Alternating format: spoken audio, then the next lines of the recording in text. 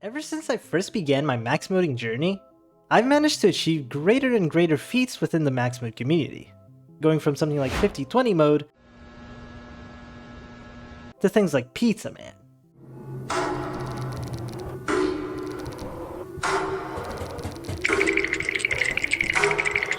However, I always wanted to achieve more. I've never been content with just being good. I always wanted to be known as one of the best. Now, I never really managed to reach that title in any game I've played. Whether that's Osu, Valorant, you name it. I was definitely better than the average player, but I knew I had a lot more to show. Playing FNAF max modes, I realized that this might be it. This could truly be the game I absolutely excel on. If you've watched my previous videos, you know that I've beaten the top 10 max mode before, and it's called Hyper Golden Freddy All Challenges, previously known as Perfect Cacophony. That mode used to be top 3 in the max mode list's main list. If you don't know what the max mode list is, it's basically a website where max modes across multiple FNAF games and fan games get ranked, creating a leaderboard of max modes based on their difficulty. Max modes that you've most likely seen, like 50-20 from Ultimate Custom Night and Golden Freddy Very Hard from Sister Location, aren't even top 100 in this list.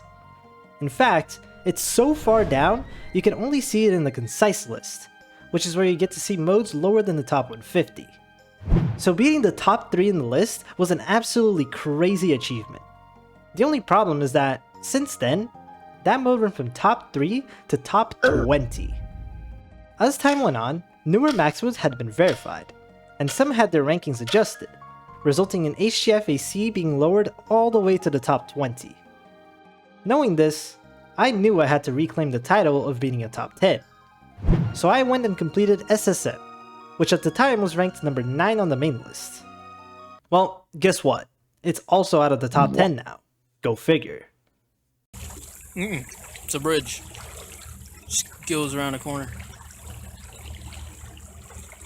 Walking on the fighting side of me. That don't look like it. It goes down. It don't. It don't go down. Robert, it goes down. No, it don't. It do go down. Oh! So basically, I've been in this never-ending cycle of beat a top 10, the mode gets lowered out of the top 10, beat another top 10. Well, you know what that means. It's time for another one.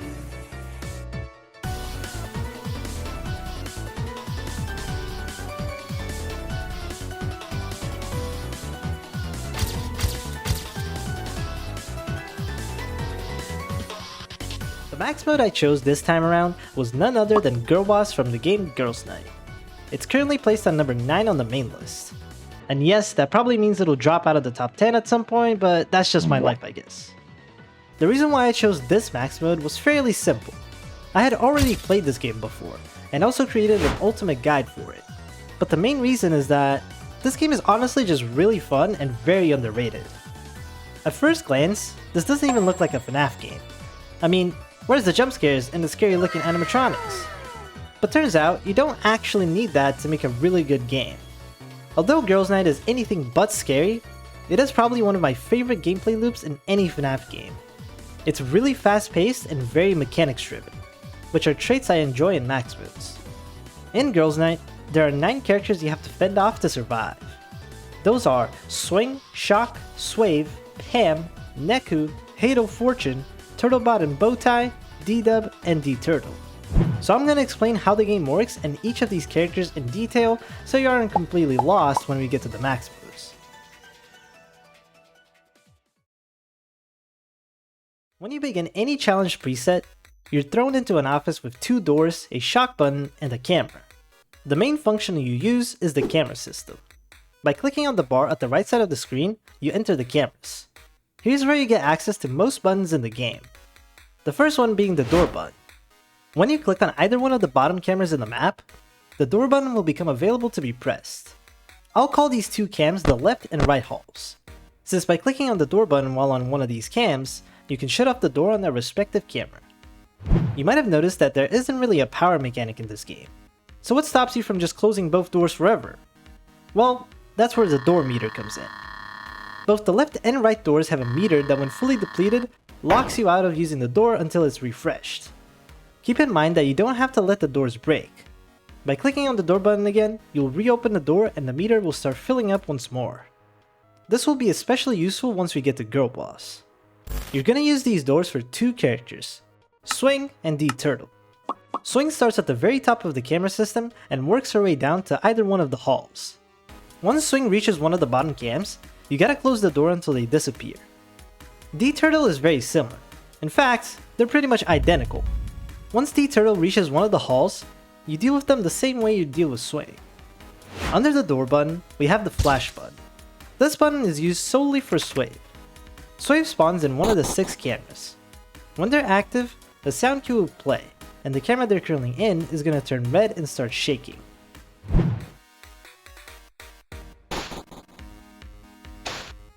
Once this happens, you get a short amount of time to flash this camera to get rid of them. It's as simple as that. Now for the last 2 buttons, the teleport and the top hat buttons. These are used for Turtlebot and Bowtie and Pam. I'll go over Pam first. Pam appears in either the left or right hall. Depending on which cam they're in, you must click on the top hat button and choose the side they're currently at. This can be a little confusing since left is up and right is down.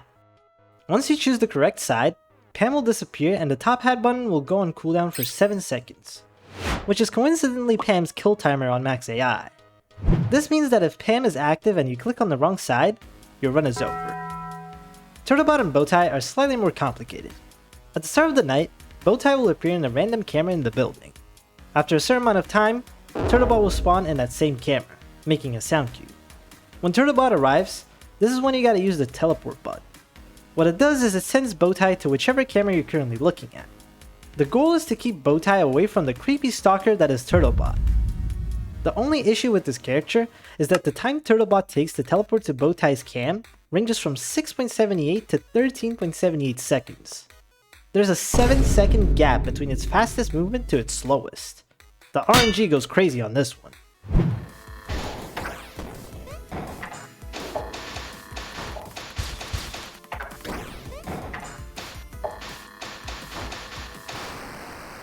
No. Turtlebot, why, man? That was like a 6-second Turtlebot. The last character in the cameras is Neku. She's basically a time bomb lurking in the cameras. Neku can spawn in one of these 3 cams and she has a timer called Neku's Temper. You cannot let this timer reach 0 or else you instantly lose the night. And to prevent that, you have to hold the refill button for 2 seconds, resetting the timer to full and moving her to a different camera. Neku will always move to another one of the 3 cams I just mentioned, and will never move into the same cam. And finally, the last 3 characters, Shock, Hadal Fortune, and D-Dub. Shock can be considered the main character of this game. The entire night revolves around this one character. Shock can appear in the office after about 4 seconds if you're not in cams. In cams, they take an extra 3.9 seconds. Yes, they are that fast. Once in the office, Shock gives you 1.5 seconds to click on the Shock button and select the quadrant they're in. Yes, it's literally that fast. Shock is basically a time limit for you to be in cams, so you want to make sure to finish everything you need to do in cams before they get to spawn on their own. After 4 seconds have passed, flipping down the camera at any moment will make Shock appear instantly. This is a very useful trick to make sure Shock always appears when you expect it. Next up, Hadal Fortune. Hadal only spawns when you have the cameras open. When they're active, you'll start hearing a ticking sound get faster and faster.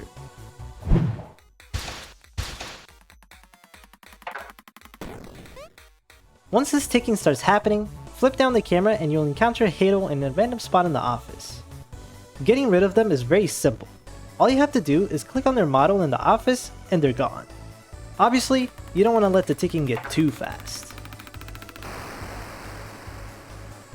One very important detail about this character is that they still spawn as normal while you're in the office. But instead of just outright showing up, Hadal waits until you pull up the camera. This can be manipulated in your benefit. If you know Hadal is about to appear, doing a quick flip to spawn them and quickly getting them dealt with can be pretty useful, especially if you really need to refill Neku's temper. And now for the last character of this game, D-Dub. D-Dub is pretty much Shock 2.0, Except instead of being immobile in the office, they actually move around trying to dodge your shock. The way D-Dub moves is they choose a random quadrant to flick towards every 0.5 seconds, so make sure to react to where she moved to and shock that quadrant quickly. Now, I say quickly, but you actually get 9 seconds to do this before they kill you. One thing that might happen while you play is accidentally dealing with shock and D-Dub with one click. This happens because the shock effect actually lingers for a while when you place it somewhere, so if D-Dub ends up moving into it, they'll disappear.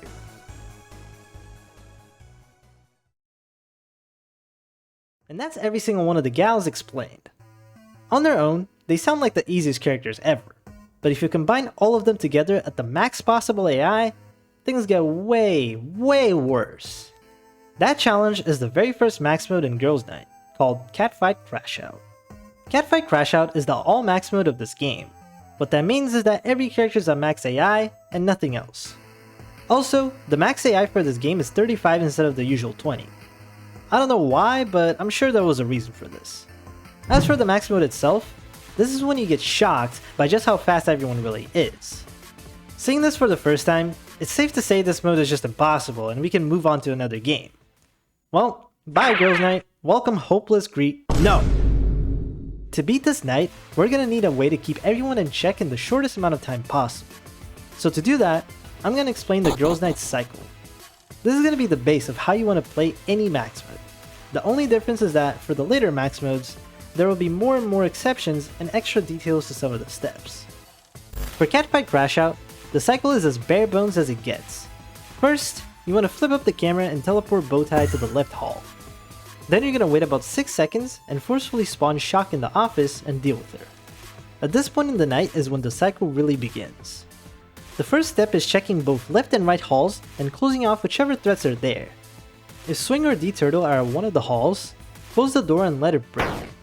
By the time they come back, the doors will be refreshed. Also make sure to pay attention when Pam is in one of the halls and get rid of her. Once those 3 are dealt with, you're gonna refill Neku's temper. It's worth noting that Neku will always spawn in the top right camera of the building at the start of the night. After you've done that, flip down the camera and deal with Shock. And that's pretty much it. Listen, I told you it's very bare bones.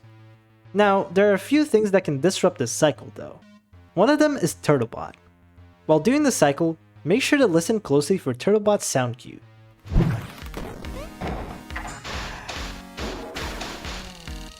Once this happens, teleport Bowtie to the right hall. The idea is to keep teleporting Bowtie left and right to avoid Turtlebot. It's very simple. Second and third disruptions are Swave and Hater. Swave for now is hands down the easiest character in this game. When she spawns, just throw a quick flash on their camera and continue the cycle as normal.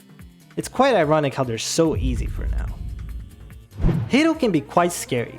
If you start hearing their ticking sound during the cycle, you should make sure the door characters in Pam are dealt with and quickly deal with them. Don't try to refill Neku's temper if Hato is active. Also, if Hato appears right when you flip up the camera, you can quickly flip it down, click on Hato and then begin the cycle. This is very unnecessary for now, but it's good to know for the later challenges. Lastly, if Hato spawns as you're finishing up refilling Neku's timer, this most definitely means you're gonna have to deal with both Hato and Shock in the office at the same time. If that happens, click on Hato first, then tase Shock. Again, this isn't necessary for this max mode, but if you want to do anything beyond Catfight Crashout, it's good to get into this habit. And that's pretty much all you need to know to beat this max mode. Catfight Crashout is currently number 195 on the main list. It's a pretty easy max mode, but it's really good to give you the feel for the game. As for my experience with this mode, I didn't have any trouble with it. The only requirement to beat this night is to have decent precision and speed, which are 2 traits I'm really good at, so it was a very chill challenge.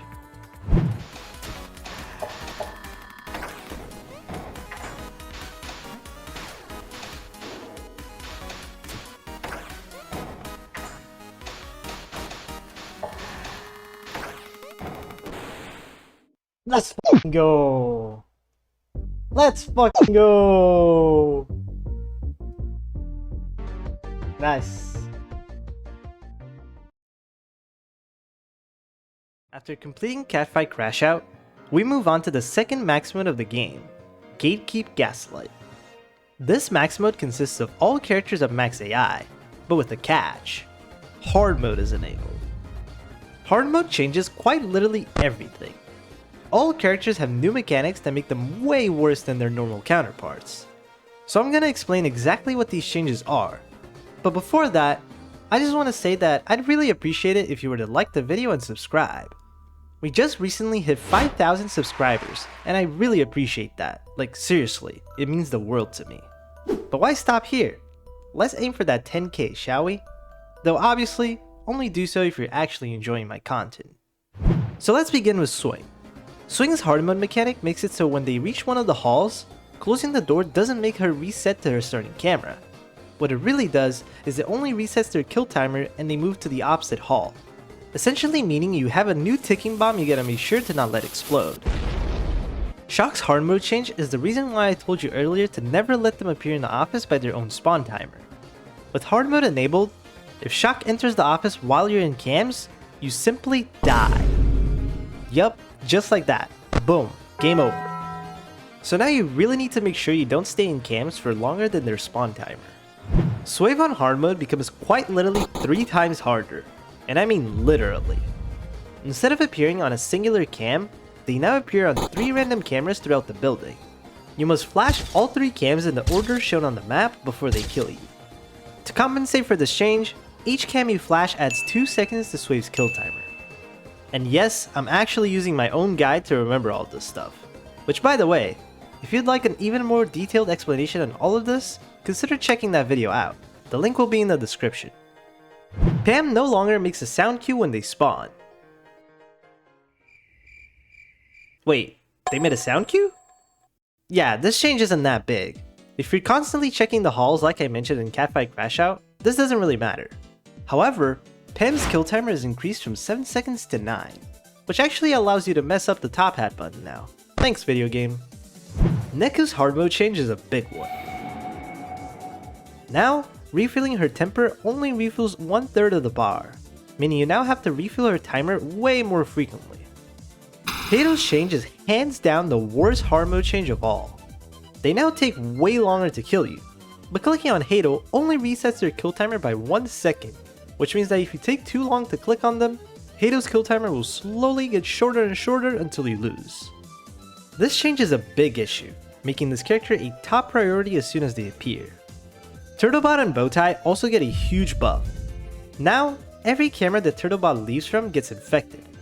Having Turtlebot teleport into an infected camera makes you instantly lose the night. Once every camera gets infected, all the other cameras except the one Turtlebot is currently in get disinfected. This means you can't just juggle Turtlebot between the 2 bottom cams anymore. D-Dub's movement pattern is completely different. They now move from left to right or vice versa instead of choosing a random quadrant to move into.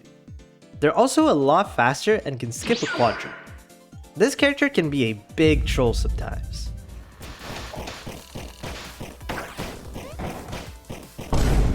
Oh shit. Get back here, you motherfucker! Shocking them correctly is much harder, but there's a good strategy for this. D-Dub will always hit either the far left or far right quadrant before going the other way.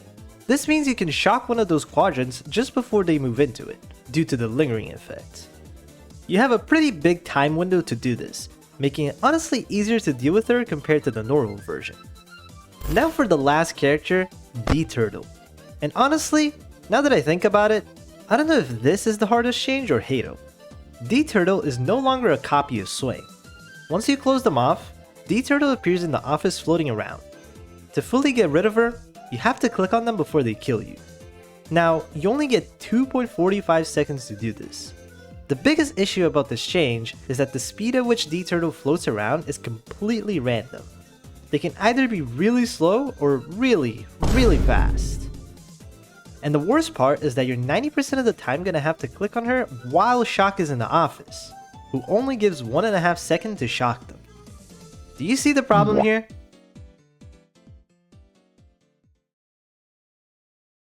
With all that out of the way, we can finally get to Gatekeep Gaslight. Compared to the previous max mode, this challenge is at least 3 times harder. Because of Hato, Swave, and D-Turtle, opportunities to refill Neku's temper will be a lot more scarce. The night cycle continues as normal. The big problem here is getting to the final step. If those 3 characters I just mentioned are active, you can't really refill Neku's timer, with the exception of Swave. Let's begin with Hado. Hado will basically tell you when you should refill. As soon as you deal with Hado, the next flip will be a Neku refill opportunity. Deal with Swing, Turtlebot, and Pam, and immediately get on Neku's camera. Now, the other 2 characters will tell you when you shouldn't refill. Since D-Turtle spawns in the office after closing the door, there's no chance to refill Neku's timer. So you want to hope that D-Turtle spawns together with Hado, or else you're gonna lose a refill opportunity. And you can't really do much about this, it's just RNG. Swave is a little more forgiving. If Swave spawns late in the cycle, you can refill and then deal with them the next cycle. If they spawn early, however, you should prioritize them instead of Neku. So basically, if Hado just appeared and neither D-Turtle or Swave are there, you're good to refill. Another thing I want to mention about Hado is the moments they appear right when you flip up the camera. Remember when I said that you can quickly flip down the camera, get them, and then continue the cycle as normal? If you do this, you can actually refill Neku's temper even in a cycle where Hado appeared. You're also going to have to use a bit of memory here. Once you refill Neku for the first time, she's going to move into one of the 2 remaining cams. To make sure you always know where Neku is, when you get to the Neku part of the cycle, check for where she moved into. If you're fast enough with this, you can find Neku and refill in the same cycle. If D-Turtle or Swave are there, you can check for Neku while D-Turtle is being closed off or while clicking on cams for Swave. Losing a refill opportunity isn't the end of the world, but if you miss multiple of them, things can get dicey. The last character I have to go over is Turtlebot and Bowtie. Because of Turtlebot leaving cams infected, you can't use the strategy I mentioned in the previous challenge. So now, we're gonna have to follow a path to bring Bowtie to every single camera in the building. You can take any path you want, but at least for me, this path was the easiest to comprehend. With all that in mind, all you're gonna need is practice and especially aim. If you get situations where D-Turtle, Shock, and Hado are in the office all at once, the order you want to follow is D-Turtle, Hado, Shock, and lastly D-Dub if they're there too. While starting my Gatekeep Gaslight grind, the main issue I had was Neku. Sometimes it would feel impossible to get an opportunity to refill. This is due to a very unfortunate chain of events that can happen, and it's completely out of my control. I never really mentioned how fast everyone moves, but I have to address one thing. It's very RNG. For example, Swave can appear in the cameras after 28 seconds at her latest, and after 12 seconds at her earliest. Hado can appear from a range of 5.78 seconds all the way up to 12.78 seconds. You see what I mean? You can either see these characters once in a blue moon or get absolutely spammed over and over.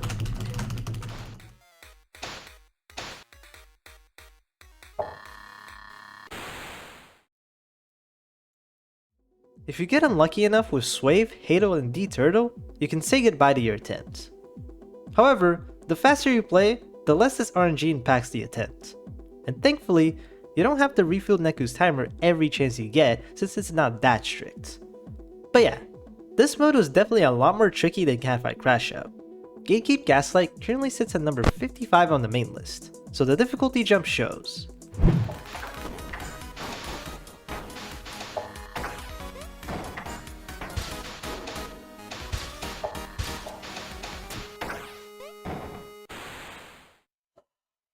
Let's go! Holy shit! Oh my god, that was actually insane. I accidentally opened the door, bro. I accidentally opened the door on, swing. I could have died there. I don't even know how close I was to dying to swing. Holy shit! With Gatekeep Gaslight complete, there's only one max mode left. The max mode that would once more award me the top 10 max mode title. This last mode has all characters on max AI, hard mode enabled, and all the extra modifiers active. But before getting into it, I'll explain what these extra modifiers are. There are 5 modifiers you can activate to make the night harder. Without hard mode, you can only activate these 2 mods. With hard mode enabled, you unlock the other 3. The first modifier you can probably guess. It's the Long Nights mod. What it does is self-explanatory. It extends the night. Up until now, The night length was 3 minutes and 41 seconds. I don't know why I didn't mention this sooner. The night length in Girls Night is tied to the song in the background. So what Long Nights actually does is it changes the background music to a longer one, lasting 6 minutes and 13 seconds. And let me tell you, this song is a banger.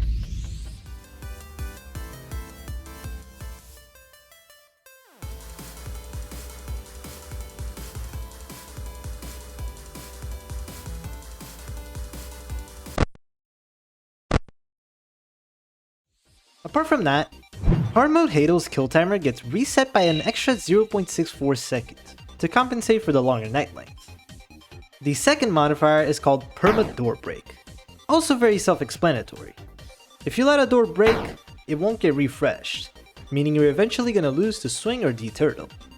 This modifier also buffs your door meter by an extra second, going from 2 seconds to 3. The third modifier is Aggressive Swing. This modifier makes it so when you close off swing, there's a chance they stay on that same camera. I'll keep it a buck, this modifier is outright useless. Whether they stay on the same camera or not, it doesn't matter one bit. The fourth modifier is called Aggressive Swave. This modifier, man. This freaking modifier.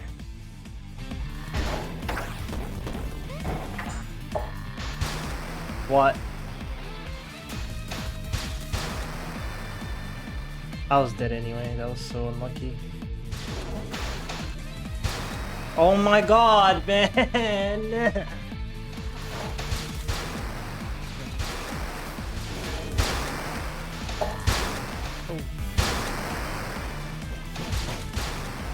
Oh my god. Bro, come on, stop missing the freaking cam by a pixel. The Aggressive Swave modifier turns Swave from one of the easiest characters in the game to maybe not the hardest, but easily the most frustrating piece of shit. What it does is it makes it so the order in which you gotta flash the cams on doesn't show up on the map. They instead appear on Swave's monitor head. If that sounds annoying, don't worry, there's more. Flashing the wrong cam instantly kills you. Whether you flash wrong because you're just guessing or because you misclicked, doesn't matter. You simply just die. I don't think I have to elaborate any further why this modifier sucks. The last modifier is also quite troublesome, and it's called Instant Infection. This modifier turns Turtlebot's infection into a memory game. Once all cameras get infected, only 3 cams will get disinfected. The issue is that these cams are completely random, meaning you're gonna have to scan throughout the building and find which cams are safe for Bowtie to move into. I never mentioned this, but infected cams have this white goo as a visual indicator. Some of them are very easy to spot, while others are a bit more hidden.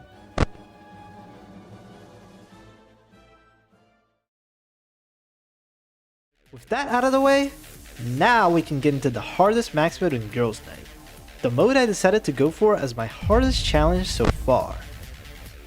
Welcome to Girlboss.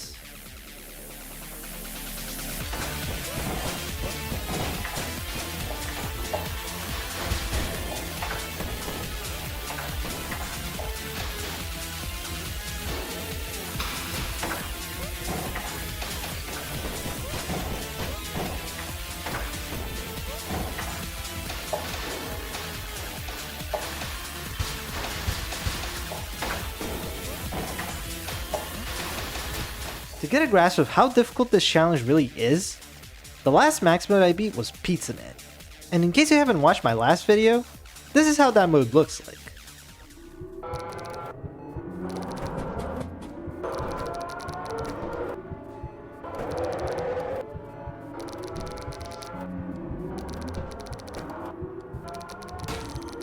What you just watched is currently at number 15 on the main list. Girlboss is 6 spots above that, sitting at number 9. It's almost placed twice as high. Yeah, this challenge is no joke. If I were to sum up what this max mode is all about, I'd say it's a challenge of having really good multitasking skills, memory, and a lot of speed and precision. And I mean a lot. I mean, this is what you gotta do to survive sometimes.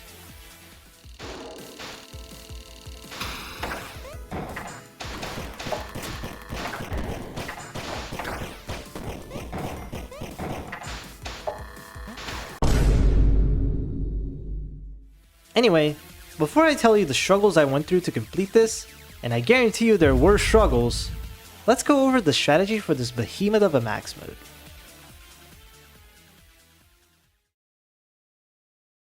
So, this challenge's main difference from Gatekeep Gaslight is obviously the addition of the modifiers.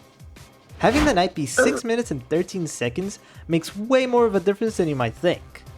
The gameplay of Girls Night is generally very fast paced, so the nights being 3 minutes and 41 seconds actually felt like a normal length night since each cycle is usually less than 7 seconds long. Let's do some quick math here.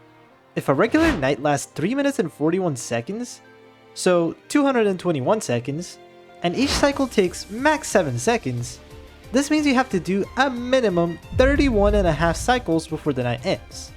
And this isn't even the actual minimum, because Halo will make sure not every cycle lasts that amount of time. But anyway, with the new night length of 6 minutes and 13 seconds, this number goes from 31 to 53. Yes, you have to do all these fast movements at least 53 times before beating the night. So not only do you need really good nerve control, but also resilience. It's not easy doing all these movements without getting straight up tired. As for the strategy, the base of it is still the same. The cycle doesn't change, Neku's refill opportunities don't change, but what really changes is how fast you gotta play and turtle bot. The first thing that stands out is the perma door break. To prevent your doors from being bricked, you're gonna have to make sure to open them before the door meter runs out. So now when you close the door for swing, pay attention to this visual and sound cue they make, indicating their kill timer has been reset.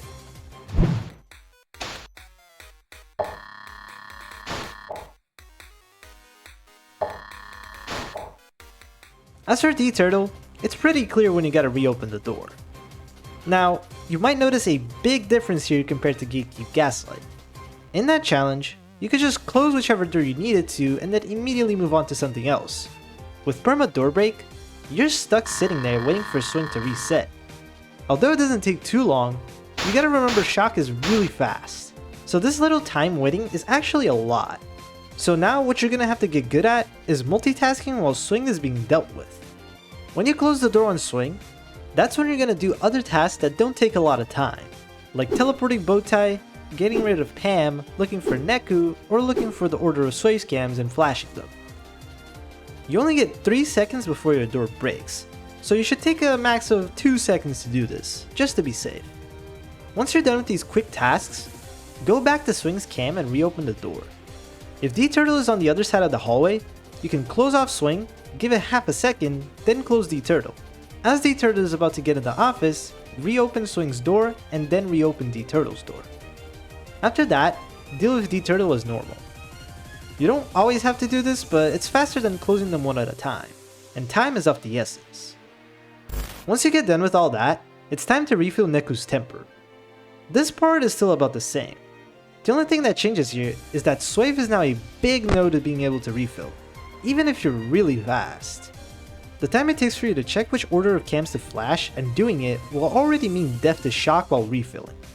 Trust me, I thought I could be fast enough to get rid of Swape and refill, but boy was I wrong.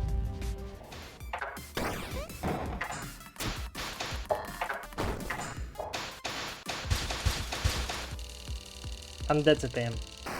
Or shock. There's one more detail about Neku refills. Since Hado's kill timer gets reset by an extra 64%, you can actually just try your luck every flip. What I mean by this is, because of Hado's RNG to spawn, sometimes you can get refills off even in cycles where Hado should be spawning. If while you're refilling and you're, say, a third of the way there and Hado appears, just keep going. As soon as you're done, quickly close cams and get rid of them.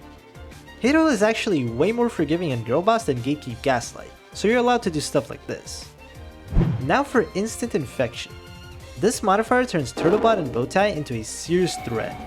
Once you reach the last camera of the path I mentioned in the GG strategy section, you're gonna use the swing door closing time to scan for which cameras aren't infected. What I like to do is first check left and right halls since they're part of the cycle, then check for Neku's cams. That way, I find both Neku and have a high chance of encountering a non-infected camera. Same thing for whenever Swave spawns.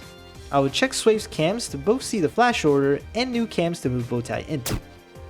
This is why I said this challenge has a ton of multitasking. You're pretty much always trying to kill 2 or more birds with one stone. Once you find a safe camera for Bowtie, move them in there and find the next one as soon as you can. The next disinfected cams you find, you're gonna have to remember, so that when Turtlebot moves, you can immediately teleport Bowtie to the next cam and waste 0 time with it. You really don't want to waste time with just finding non-infected cams, since this most likely means missing Neku's refills. And that's about it. The last thing I want to say is, be fast, but not too fast. This mode requires really quick mouse movements, but most important of all, precision. You should really make sure every click you make is accurate, and going too fast can actually get you killed sometimes. There's one thing about this game I haven't mentioned yet, and that's the input delay. Because this game is coded in Scratch, trying to click buttons too fast one after the other can actually cause your inputs to just not register at all. So as crazy as this sounds, try to be slightly slower than what you can be, just to not run into these input delay issues. To finish up this section, I would like to do a Girls Night character tier list. Why? Because you guys like it, I guess. At top 9, we have the easiest character in this game. With or without hard mode, it doesn't matter. And that's Pam. Dying to Pam just doesn't happen, and the only time you do actually end up dying is because you accidentally clicked on the wrong side. But aside from that, their mechanic is so simple and you get 9 seconds to click on one button, so they're just free. At number 8, we got D-Dub. Also a character that is 90% of the time very easy. You just end up messing up D-Dub a bit more than Pam, so they'll take number 8. For number 7, and this one might surprise a lot of people, it's Shock. Although Shock is really fast and can end your attempt in literally 4 or 5 seconds, in my opinion, they're actually not that bad to deal with. I like the pace that Shock brings to the game, and call me crazy, but her spawn timer is actually pretty long, and could probably be cut by 0.5 or even 1 second. At number 6, we have Swing, barely missing out on the top 5. Swing is harder than Shock in my opinion, and the reason why is very simple. In terms of kill timer, Swing's time to give you a game over is literally 1 second faster than Shock. I've had many attempts where I took too long in cams, and even though it wasn't long enough to die to Shock, I still ended up dying to Swing before I could get the chance to close them off. She is basically if Shock had that 1 second buff I just mentioned, which is why I placed her at number 6. And now for the top 5. Here is where the characters that were the most painful and annoying to deal with lie. At number 5, we got Turtlebot and Bowtie. This character would honestly be together with D-Dub and Pam if it weren't for 2 reasons. 1, the ridiculously RNG teleport timer that Turtlebot has. What do you mean they can move into Bowtie's cam in 6 seconds? 2, instant infection. This modifier makes teleporting Bowtie so much more of a headache than before, and the worst of all, it takes time to find a non-infected camera, which oftentimes leads to missing out on Neku refills and potentially losing to Neku because of it. For top 4, we have Swave. Although this character is easily the most annoying character in the game with their modifier on, the mechanic of flashing cams, in my opinion, is not that difficult to pull off, and honestly, it's pretty satisfying to flash all 3 cams really fast. Don't get me wrong though, there's still a serious threat, and to be fair, any character that can prevent you from refilling Neku's temper is automatically top 5. And speaking of the devil, at top 3, we got the girl herself, Neku. She is the source of all difficulty in Girls Night. When I was talking about the strategies for Catfight Crashout, Gatekeep Gaslight, Girlboss, all of the strategies revolved around one thing: getting refill opportunities. And who needs their temper refilled? That's right, Neku. So now only 2 characters remain. These are the worst of the worst. If Girls Night had a death counter, these 2 would be the main sources of your deaths, even if caused indirectly. Those are D-Turtle and Hadal Fortune. Now, as for who gets top 1 or top 2 has to go to Hadal. I know, earlier I said they're hands down the hardest character and all that, but as I was making this video, I thought D-Turtle was just way worse, and I'll get to why very soon. Now, why is Hadal top 2? Simple. They just ruin everything. They're the only reason why Neku is so difficult. Think about it. The 3 refill opportunity breakers are Hadel, D-Turtle, and Swave. D-Turtle spawns around every 30 seconds or so. Swave is a little more frequent, but if you get lucky enough, they're also not that frequent. Only one of these spawns faster than Shock and End an attempt, and that's Hadel Fortune. If you get unlucky enough with Hadel, they can quite literally spawn every cycle. This character is a pain in the butt, and the worst part about them is how they force you to end a cycle early. This is bad not only for Neku, but for other characters like Swave, Turtlebot, and Bowtie, or anybody who is about to kill you. And now for the top 1, the character that loses in frustration level only to Swave, D-Turtle. Oh my god, please bro, why does D-Turtle not have a hitbox?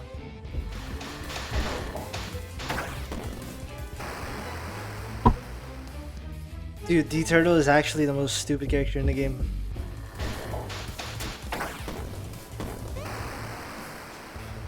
Dude, I swear, man, D-Turtle's hitbox doesn't work, bro. It's inconsistent.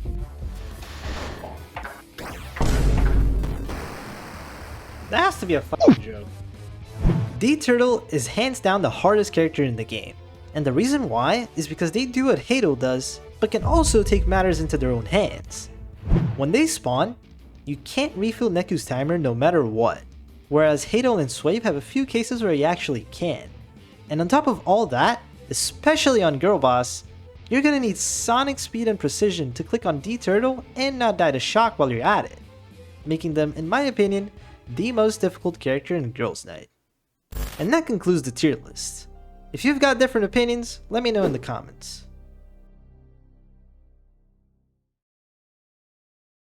When I first began attempting this max mode, I'm not gonna lie, it was terrible.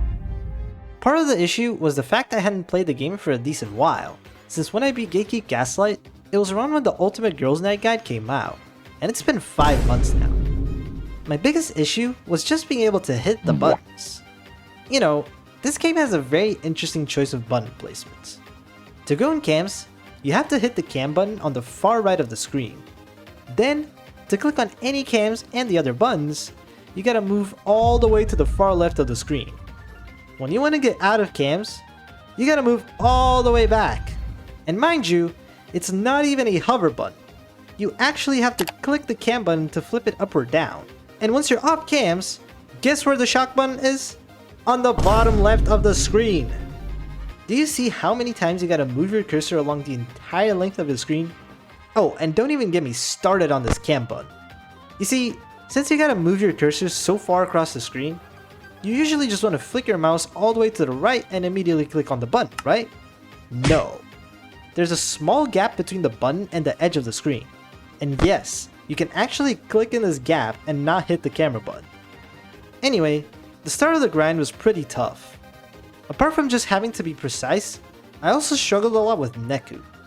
While explaining Gatekeep Gaslight, I told you guys that you always had to keep Swave, D-Turtle, and Hadel in check before refilling.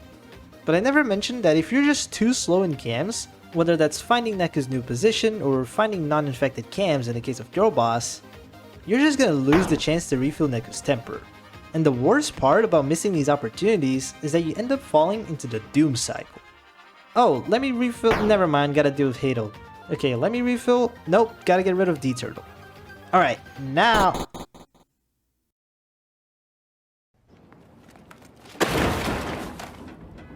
So yeah, not the greatest time in the world, I can say that. It was really hard to get runs past 2 minutes, but as I kept playing, I found a good way of always remembering where Neku is in the building. Basically, when checking where Neku is, I try to remember each cam based on Neku's position. If Neku was in their starting spot, I'd say it in my head, default Neku. If they were in the big TV room, I'd call it standing Neku. And if they were in the lounge area, I would call it Sleepy Neku. As silly as this sounds, it made it way easier for me to remember where Neku is. That way I wouldn't waste any time moving into their cam for the refills. With that strategy, Neku was slowly turning into less of a problem. In fact, combining that with the Hadel shot I mentioned earlier, it was actually pretty easy to keep Neku above pace. So quickly, I started getting more runs past 3 minutes, getting a PB of 428 in just a few hours of playing. This made me beyond confident. I'm not kidding, I got a PB of 3/4 of the night in literally 6 hours of grinding the mode after not playing the game for months. My motivation to get this done shot through the roof. There was only one issue. Although I really wanted to beat the mode, I was actually grinding this off stream, so it'd be a surprise to everybody. In case you don't know, every max mode I play, I do it on my Twitch channel, which by the way, you should go follow. But for this mode, I decided to only record it on my own. I never realized how hard it was to play these hard challenges without a chat or just people to support you and just distract you from the frustrations. This was also around the time I was editing the 5 Nights at the Gangs guide, so I would wake up, edit, stream, edit some more, and then play Girlboss for a few hours before going to bed. And not gonna lie, that was a terrible decision. At that point of the day, I was already pretty tired, so my skill was overall lower and made every lost attempt even more frustrating. This made me play the game less and less every day to the point where I wouldn't even play it at all some days. Once I finished and uploaded the FNAF video, I decided to make it public. I would start streaming Girlboss, even if that meant losing the surprise factor. And man, the progress really showed. I was way more consistent, getting many runs past the halfway point, until one run that was absolutely insane.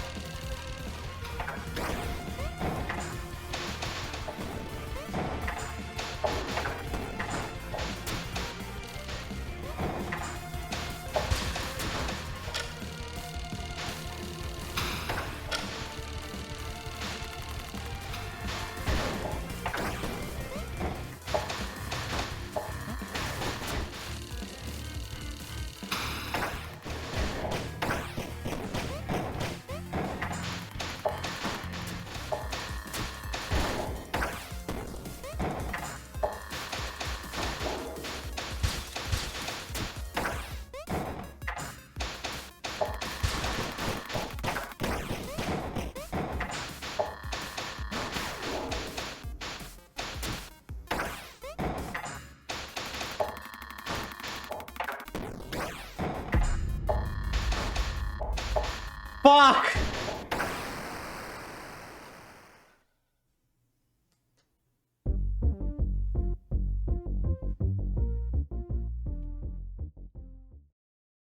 Yeah, it wouldn't be a Luffuu grind without one of these now, would it? I had the chance to make the greatest fluke of all my career. Unfortunately, it didn't happen. Because I was so nervous, I ended up missing one too many refill opportunities, making me lose to Neku just 4 seconds before the win. Now, this didn't hurt me as much as my SSM choke or my 50/20 NDC Deluxe choke. Probably because it was such a big fluke. And honestly, I'm used to stuff like this at this point. I know it sucks to always choke, but at least I kinda built this husk that made these moments impact me way less. So yeah, at the moment I was sad, but I quickly moved on. Well, in that same stream, this also happened.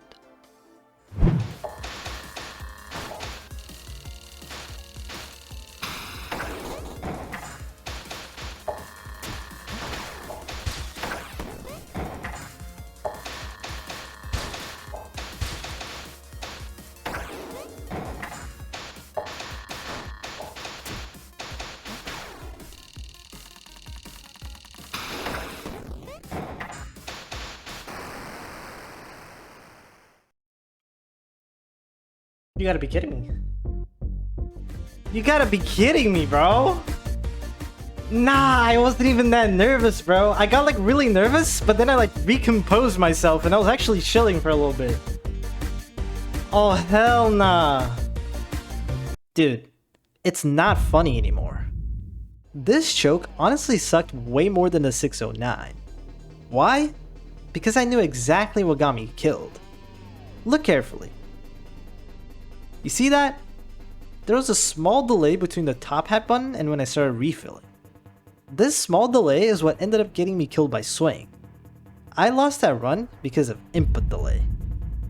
When I clicked on the top hat button, I couldn't start refilling. I literally could not. I clicked on the button and it didn't do anything. So I had to wait and then click on the button, and that little delay is what got me killed to swing. You can literally see that my cursor was over the door button when I died. But like I said, I've been through multiple tragic times when it comes to choking max modes. So although I was losing my patience, the last thing I lost was hope.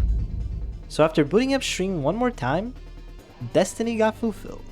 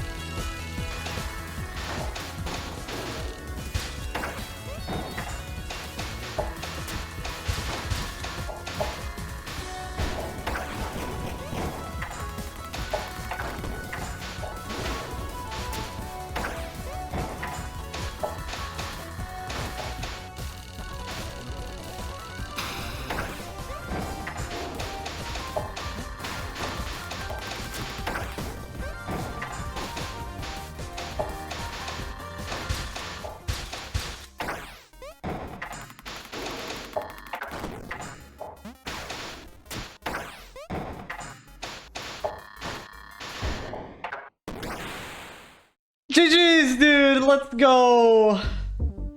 Easy peasy, 12 minutes of stream. I don't even know, man. Let's go. Holy speed run, dude.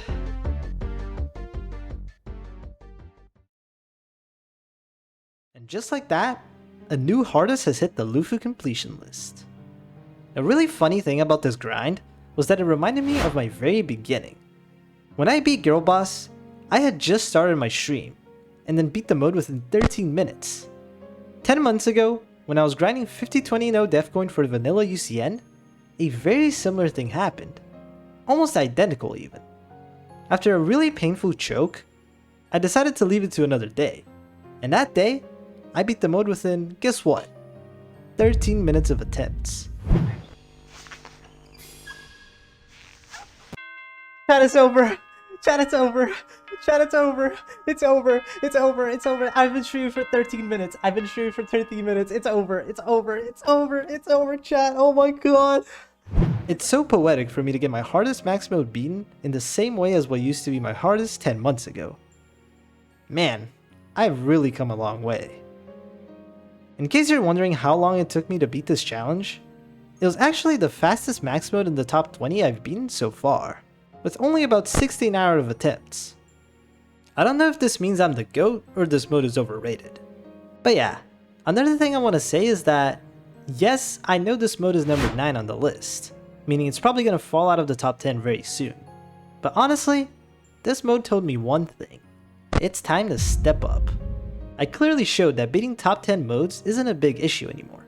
So I believe it's time to take it to the next level. There's a new max mode ranking website that was just released a few days ago, called the All Modes list, or the AML. This list looks to rank even more max modes than the MML. For an example, Girlboss in the AML is actually only number 45. But that only means one thing. My job here isn't done. We got tons of ground to cover until we reach a top 10 in the AML. Before ending the video, I just want to ask for the usual. If you enjoyed this video, please consider liking and subscribing to the channel. The only reason why I go for these insane challenges is because of the immense support you guys show. So if you keep at it, I'll keep releasing even more bangers for you all. I also want to make an announcement. we've got official Luffuu emotes. These emotes you're seeing on the screen are currently available if you become a member of the channel. So if you want to comment using one of these cute emotes, or just want to demonstrate your support even more, consider becoming a member. Don't forget to also join my Discord server. Link, as always, will be in the description. Thank you guys so much for watching, and I'll see you in my next completion.